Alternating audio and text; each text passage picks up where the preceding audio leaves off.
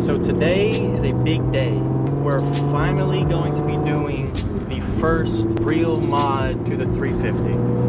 We've done a couple other things like a shorty antenna and a wiper delete, and we're going to be doing some door handles soon. But all of those things are nothing compared to what we're doing. Today we're going to be installing a short shifter from Torque Solutions in the 350 so we can finally get some much nicer feeling when driving the car and just have a whole new experience while shifting and driving. I'm super excited to finally be doing something that's going to actually change the way it feels while driving the car. But before we jump into the install, we got to start the day off right. We got to go get some Starbucks. Can I get a venti mocha cookie crumble? Mocha cookie and peppermint hot cocoa? Yes. Okay, it's gonna be $12.34. Whoever designed the cup holders in the 350Z, they messed up, man. They gave me the... I got this. I get this right here. But you know what? It falls out. Like, useless. Absolutely useless. That's good though. That's good though. So I'm literally running on fumes right now on my gas. Look at this. So I'm gonna head to the gas station, get some gas, and then we're gonna head home and get this short shifter installed. Shifter. So actually real quick before I get this shifter installed, I wanna run through the gears and show you guys what the throws look like with the stock shifter so that we can compare it easier at the end. So that's what we're gonna do real fast.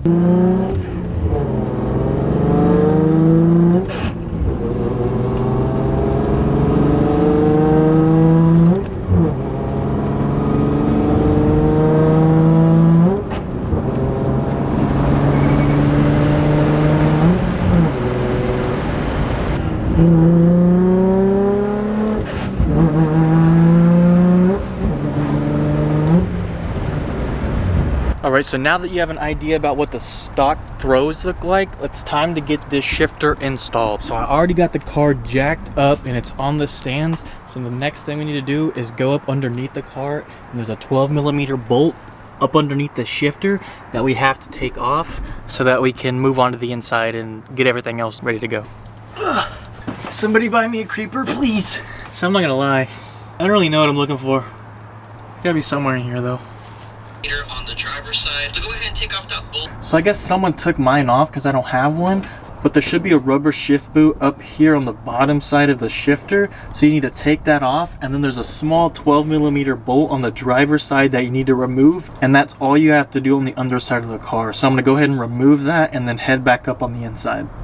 So now that we got that bolt removed, we've actually unlocked a new secret gear, which is Circle, and it actually gives us an extra 50 horsepower on the car without having to do anything else but remove that bolt. But in all seriousness, the next step is to just reach in the shift boot and gently pry up on this cover, pull it out, and remove this ribbon right here so we can get this trim piece out of the way. There we go. Set that down here. Now the next step is to remove the shift knob and the rest of the shift boot. As you can see, I had cut mine previously for a different reason, which actually makes it a little bit easier, but I'm gonna be replacing it with a new shift boot, so it didn't really matter. So now I'm gonna take some channel locks and a cut up piece of my shift boot, and I'm gonna try to take off the shift knob because it comes really tightly threaded on from the factory. And I'm gonna try not to scratch up the piece of metal down here, and that's why I'm using the cloth from the shift boot. Oh my god. Oh, I thought I was getting it, but it was turning. I don't know if I'm gonna be able to get this off with the channel locks. Might have to go get some vice grips. Ah, fuck. This is absolutely killing my hands. So I had to go to the store and get some vice grips because these channel locks were just not working, and all they were doing was just scratching up the metal down here. So hopefully with these vice grips, we can get it off. Oh, we already got it. Wish we would have had those from the beginning. So now that we got the knob off, the next thing to do is to take out these 4 bolts that I believe are 10 millimeters. So I'm gonna go ahead and do that and I'll be right back.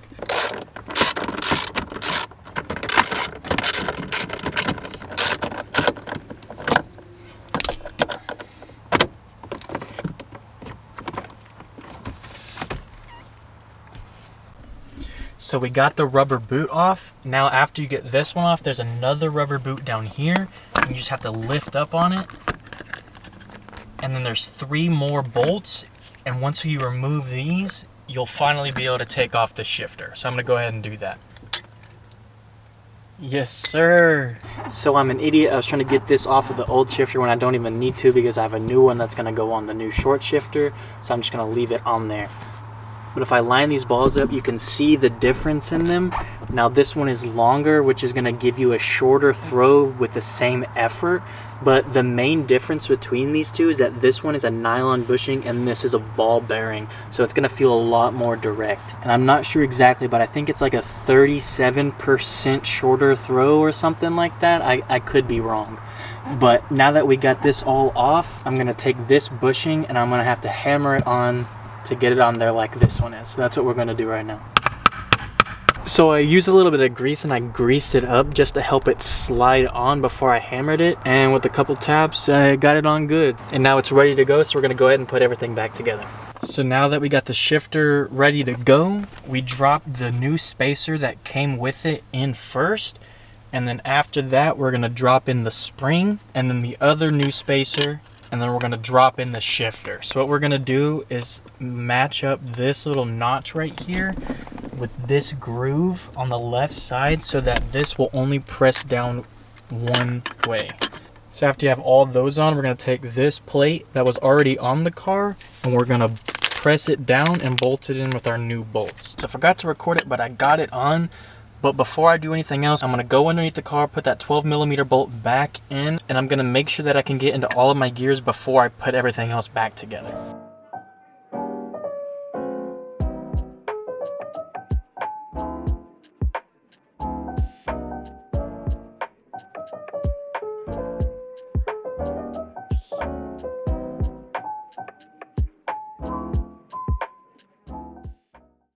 So as you can see, we got it all bolted back up, and you can go into every single gear and even reverse. So that means that the clearance is good and it's good to go. So now we're just gonna take this boot, put it back on, and put it all back together.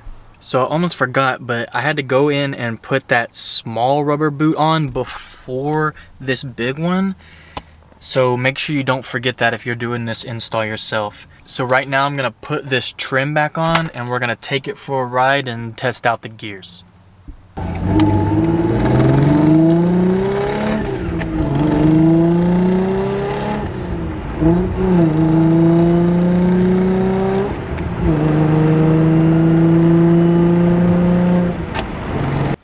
So I completely spaced on it, but I actually picked up a brand new leather shift boot, leather e-brake boot, and a shift knob from Tomei, and I completely forgot to install them. So we're gonna do that real quick right now so we can finish off the look completely and be looking very nice. Start off getting this old nasty shift knob off. We're gonna take this trim piece and undo all of these screws so that we can pop on the new shift boot. All right, so now that we got them all unscrewed, we're able to just pop that off and we should be able to just pull the old shift boot out. Push all the tabs in and that'll knock out the ring that has the shift boot on it. Then all you have to do is pull the shift boot off of all of the tabs on this ring. All right, so now that we got the ring off, we're gonna take our new shift boot and it's already got all of the holes punched already, so we don't have to do that ourselves. So we're just gonna slide it through and then pop all the tabs into their correct spots. All right, so I got all the tabs back in and now I'm just gonna slide a few of these little rings that came off of it in the first place that help hold it on. So now that we got all the tabs poked through the holes, we're just gonna reconnect it to this other ring. So I got the tabs punched through all the holes on the boot and it's secured on there. Now we just got to screw this whole piece back onto this trim piece and then we can pop it back in and be good to go. So it's actually the next day right now. I stopped working on it because I ran out of daylight and I didn't want to do anything in the dark because it would show up well on camera, and I gotta show you guys everything. Now unfortunately the shift knob that I was gonna screw on was not the right thread size, so I had to order some adapters and I'm waiting on them to come in the mail right now. So I went ahead and put the stock shifter back on, but you can see here